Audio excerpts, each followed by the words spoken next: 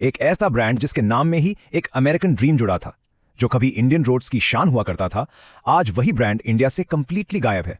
We are talking about Chevrolet. नमस्ते and welcome back to rise and fall, जहां आज हम डिकोड करेंगे जनरल मोटर्स का राइज और उनका शॉकिंग साइलेंट एग्जिट। आखिर एक ग्लोबल टाइटन जिसके पास लिटरली अनलिमिटेड रिसोर्सेज और एक सेंचुरी की लेगेसी थी, वो इंडिया जैसे फास्टेस्ट ग्रोइंग मार्केट में सर्वाइव क्यों नहीं कर पाया? ऐसा क्या हुआ कि इनकी गाड़ियां शोरूम से बिल्कुल गायब हो गई?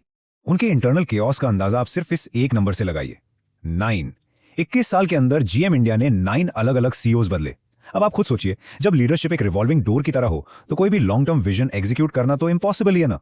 तो आज के इस ब्रेकडाउन में हम एग्जैक्टली यही ट्रेस करेंगे, क्योंकि शुरुआती ग्रैंड एंट्री से लेकर वो 5 fatal flaws, infamous Tavera scandal, उनका बिटर एग्जिट और फाइनली वो लेसन्स जो हर ग्लोबल ब्रांड को इंडिया से सीखने चाहिए।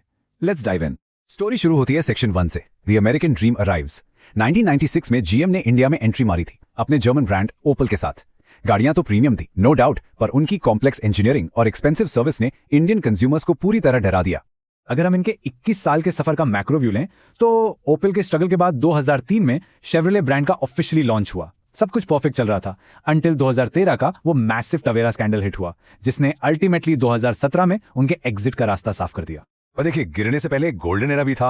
अर्ली 2000s में शेवरोले ने जेन्युइनली सक्सेसफुली पिवट किया था। यंग इंडियन बायर्स के लिए वो एक बहुत ही कूल और वैल्यू फॉर मनी ब्रांड बनकर उभरी थे। और उनके ब्लॉकबस्टर्स तो कमाल के थे। तवेरा लिटरली इंडियन टूरिज्म और टैक्सी फ्लीट्स की जान बन गई थी। स्पार्क और बीट ने अपने फ्यूचरिस्टिक डिजाइन से यूथ को हुक कर लिया था, और प्रीमियम बायर्स के लिए उनके पास क्रूज जैसी पावरफुल सेडान थी। Everything seemed absolutely perfect.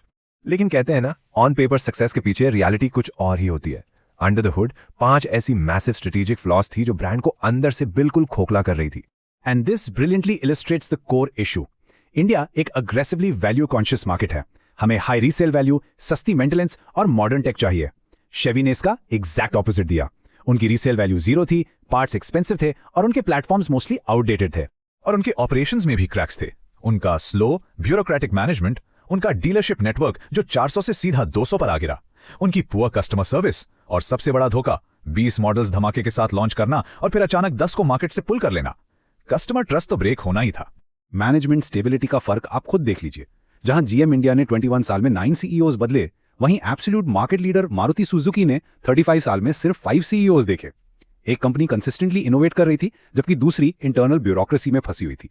Add expert Praveen Kenneth ने एग्जैक्टली यही पॉइंट आउट किया था। उनका मानना था कि बिना 5-6 साल की स्टेबल लीडरशिप के आप इंडिया में हुंडई और मारुति जैसे अजाइल फास्ट मूविंग कॉम्पिटिटर से बिल्कुल कंपीट नहीं कर सकते।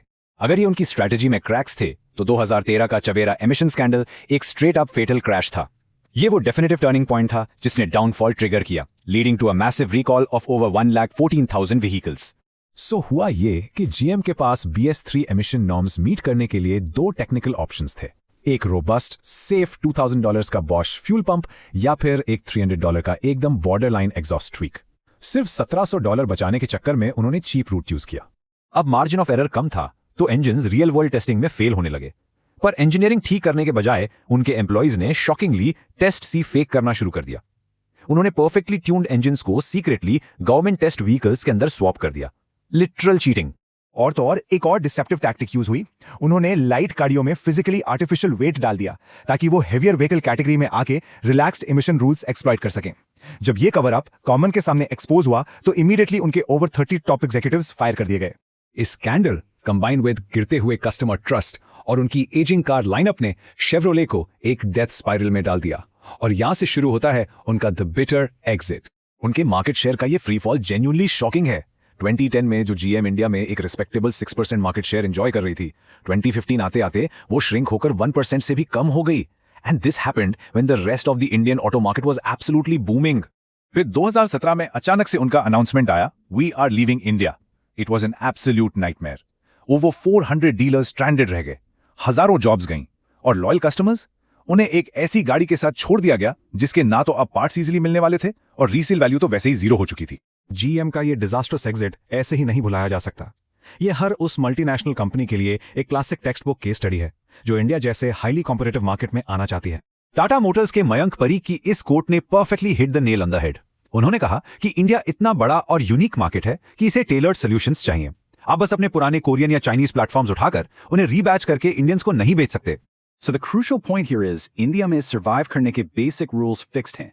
आपको डीप लोकलाइजेशन चाहिए, Tier 2 और Tier 3 सिटीज तक एक बुलेट प्रूफ सर्विस नेटवर्क चाहिए, कस्टमर का अनशेकेबल भरोसा चाहिए और सबसे जरूरी एक स्टेबल लीडरशिप चाहिए।